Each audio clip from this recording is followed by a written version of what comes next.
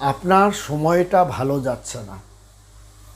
নানান ধরনের চক্রান্ত আপনাকে চারিদিক থেকে আষ্টপৃষ্টে আপনাকে বেঁধে ফেলছে এবং আপনার মানসিকতা আপনাকে একটা কোণঠাসা অবস্থানের মধ্য দিয়ে ধাবিত করছে। নিজস্ব লোকরা আপনার চক্রান্ত করছে। আপনার 31শে ডিসেম্বর বা 31 তারিখ দেখে, যদি 31শে ডিসেম্বর আপনার বাড়ির সামনে একটি শমী বৃক্ষ গাছ আপনি রোপণ করুন এবং 31 তারিখ দেখে আপনি শমী বৃক্ষ আপনার গাছ রোপণ করুন। আপনি চিন্তা করতে পারবেন না শত্রুরা আপনার কাছে মাথা নত করবে।